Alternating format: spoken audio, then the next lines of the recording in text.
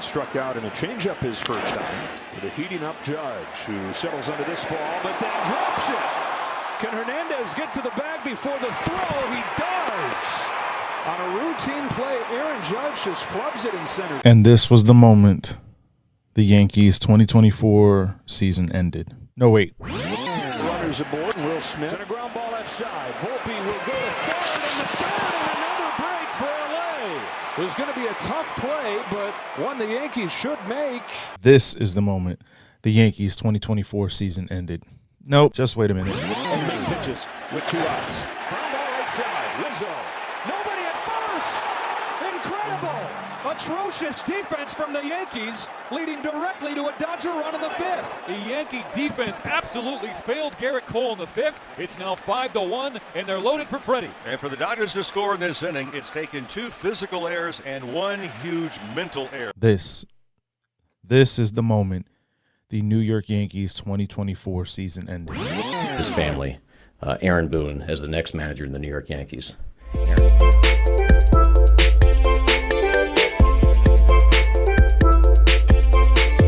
What's going on, baseball fans? Jeremy Laracuente here for the Baseball Banter Broadcast, and this is going to be a retrospective on the 2024 New York Yankees season. So strap in, Yankee fans. This is going to be a full breakdown of what really happened to this team and where we're looking to go for next season.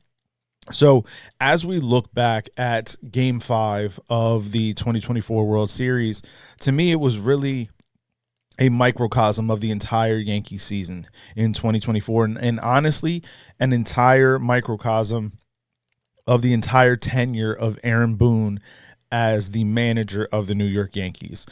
When we look at what happened in Game 5, the Yankees got out to an early offensive outpost. They broke out, had some major home runs, back-to-back shots from Aaron Judge and Jazz Chisholm. You were feeling really good. We were riding high, and yet it never felt like it got completely out of control for the Yankees. Like we really broke it open. Because we've seen this team. We've seen what happens with this team time and time and time again. And that faithful 5th inning. The Yankees, plagued by fundamental lapses in judgment, fundamental lapses in just basic fundamental play, poor coaching decisions. There was an absolute utter lack of accountability and has been throughout the course of the tenure of Aaron Boone as the Yankee manager. He wants to be beloved and the cool dad, but there's no accountability. When you think about what happened to this team, this could have been corrected months prior. Throwing the ball away, not focusing and seeing the ball into the glove, and not simply covering or running to first base. There have been serious lacks of judgment from our coaches, most notably Luis Rojas, our third base coach. Why you would send Giancarlo Stanton, a notably snail of a runner, when Teoscar Hernandez already had the ball in his glove and Stanton hadn't yet touched third base. Why you would send him is beyond me. And it's not a knock on Stanton, because let me tell you, Stanton carried us this postseason. He does every single time for the Yankees that he's been in the postseason with New York. He has carried us. So this isn't a knock on Giancarlo, because he did what he was told to do by his coaches. It's a lack of baseball IQ, in my opinion, from the manager and from the coach. Because there were, I believe, Katie Sharp put on X, there were 18 different times in the regular season of 2024 in which Luis Rojas would send a Yankee runner ultimately to his demise at home plate. You cannot think that you're going to be able to defeat a well-rounded, fundamentally strong team like the Los Angeles Dodgers, when you make poor decisions, critically poor decisions on a routine basis. We would hear after the World Series that the Dodgers coaches, their scouts would say, essentially, let the Yankees beat themselves, because they will. And that's exactly what happened throughout the course of 2024 and throughout the course of the World Series. The breakdown of what happened fundamentally with this team is, and has been, in my opinion, an epidemic throughout the course of the tenure of Aaron Boone. Again, there's no accountability for what happens to this squad. There's no accountability for correcting simple issues. One time, the entire tenure of his managerial career with the Yankees, one time, he pulled Gleyber Torres. That's it. Once. What happened to Gleyber after? He was still a terrible defender, but they moved him to the leadoff spot, and all the boy did was hit. One time. Throughout the entire 7+ years of Aaron Boone as the Yankee manager, has there been accountability? Yes, Aaron Boone is going to defend his players. They love playing for him because he supports them. He has their back. Doesn't call them out in the media. Cool. That's the minimum of the job. You're also supposed to hold them accountable when they make mistakes and put practices into place to correct those issues from happening again. That did not happen. And it reared its ugly head in the 5th inning of the most crucial game of the season for the New York Yankees. Because when you go down 3-0 to a team like the Dodgers, you're punching from your back, trying to get up. And while the Dodgers may have slipped in Game 4 and let us take that win, they were not going to find themselves lying back down on the canvas. Wasn't going to happen. You had to come out swinging, and you started with it. And it's exactly how the season has started for the Yankees. They got off to such a hot, tremendous start and then fell off in the worst way. Fundamentally poor. Pitching was poor. Hitting was poor for 6 weeks. It seems to be the entire way the Yankees play under Aaron Boone. Get off to a hot start, then you fall into a deep swoon in the middle of the summer, and then you start to try and pick it back up at the end. You cannot play winning baseball in that manner. I've been very critical of Aaron Boone since he got the job as the Yankee manager. I did not want him from the start. And when you look back at his tenure, and I say all this because obviously there's already reports he's coming back. Making the World Series was all he really needed to do to satisfy the management of this team and the ownership of this team. And that in and of itself is an indictment all its own. But nevertheless, Aaron Boone is not going to be the guy that puts us over the top. It's just not going to happen. And it's very difficult for me to say that as a Yankee fan because I want this team to progress to the next level. I wanted them to win this World Series. It had been 15 years since the Yankees had been in the Fall Classic. 15 years since they had won the Fall Classic.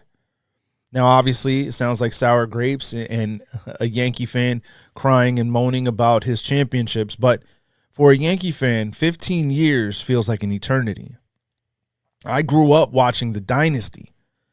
I grew up watching my favorite team win 5 World Series championships already in my lifetime, winning 4 in 5 years. So to have this drought of 15 years, a whole generation of Yankee fans have not seen this team in the Fall Classic, and to have gotten that performance from this squad, from this talented roster, is absolutely an indictment, in my opinion, on the coaching, the managing, and the roster construction of this squad. There's no one in this organization that is without fault. The players needed to have played better to get themselves into a position to be successful in the World Series. The coaches needed to coach better. The on-field manager needed to have managed better. Now, I will give Boone his props. This was the best managed in terms of bullpen management for a postseason run that the Yankees had up until Game 1 of the World Series. To me, that was when the momentum shifted in this series. Yes, it was early on, but that's when it shifted. Going to Nestor Cortes was a cute move by Aaron Boone, but ultimately, it was a moronic move. Not because of the end result, because Freddie Freeman is an absolutely incredible hitter. And any pitcher that you put in that position was going to find themselves at a severe disadvantage. Because Freddie is incredible. Mark DeRosa says all the time on MLB Central, if he had to have one player take one at-bat to save his life, it's Freddie Freeman. And it showed.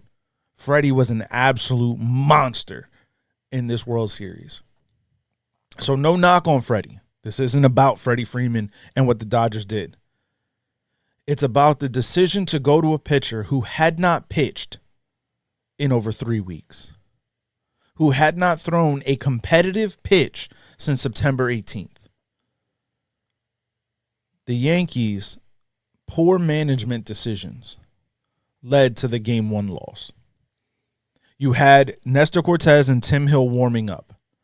Tim Hill, who had been very good for the New York Yankees throughout the entirety of the season and the postseason, even more so in the postseason, was ready. He was warmed up. And the same thing could have happened to Tim Hill. So it's not a knock on Nestor either, because I very much like Nestor Cortes and what he brings to this Yankees roster. But he had not thrown a competitive pitch. You put Nestor at a severe disadvantage by putting him in that game. That's on the manager. Game 2 and Game 3, the Dodgers were ready. And they came out looking to do damage. And they did. They capitalized on the Yankee pitching mistake by the manager and obviously pitch location, because it's not all on Boone. Nestor needed to not have thrown a cookie right down the heart of the plate to Freddie Freeman. But regardless, you lose Game 1 that you should have won. You should have been able to steal Game 1 from the Dodgers and made it a series. Because had the Yankees, in my opinion, taken Game 1, I still think the Dodgers would have taken 2 and 3. Because of the way they came out, there was no doubt about it. They were hungry. They were much hungrier than the Yankees in those first 3 games. So being able to steal Game 1 would have been a much bigger deal for the Yankees than it would have been for the Dodgers. You could have gone back and into Game 4, same way, but you would have had a 2-2 series. Game 5, the Yankees lost all on their own. They beat themselves, which is what the Dodgers had expected. But you really should have been able to win that game also. The Yankees really should have been going back to LA for Game 6, up 3-2. Realistically, that's what this team should have done. But again, Game 5 encapsulated and was an utter microcosm of the entirety of the season and Boone's tenure. I want Boone gone. I've wanted him gone from the start, never wanted him here as the manager of the Yankees. I called for Carlos Beltran, Hensley Mullins, when this search for the Yankee manager after they let Joe Girardi's contract expire and walk. I wanted those guys as the manager of the New York Yankees. I felt that they had the baseball IQ and acumen to really put this team in a good position. It is constantly brought up on MLB Network and throughout the course of social media and things of that nature, that the fact that Aaron Boone is a third-generation ball player. His grandfather, his father, his brother, and himself all played in the major leagues. So for someone who has been around the game for as long as Aaron Boone has, to seemingly have such a finite amount of baseball understanding, of understanding what the moment is, to understand what has to be done fundamentally, it baffles me. It blows my mind that someone who's been around the game as long as Aaron Boone has, to be as deep in the game as Aaron Boone's history is, that he could have such a small grasp of what is required. There's no doubt that there's a lot of things that we can continue to harp on when it comes to this team. But I think that now that the World Series is over, the parade is done, awards for the season are going to be handed out, it's time to now look forward. So we're going to look forward. We're going to look forward to the 2024-2025 offseason. So make sure you keep it locked in to the Baseball Banter broadcast, as we're going to be bringing our wish list for the offseason and the 2025 season. So make sure you keep it locked in here on the Baseball Banter broadcast by hitting that subscribe button if you haven't already. Make sure you tell all your baseball friends about this channel, as we are continuing to try to build and grow out our reach here. So let me know down in the comments, Yankee fans, what are your feelings now that it is all past us, it's all behind us? How are you expecting this roster to go? Let me know those thoughts down in the comment section below. And again, keep it locked in by hitting that bell on the subscription to know when we bring in our wish list video. So keep it locked in, as there's a lot more content coming from the Baseball Banter broadcast. Peace.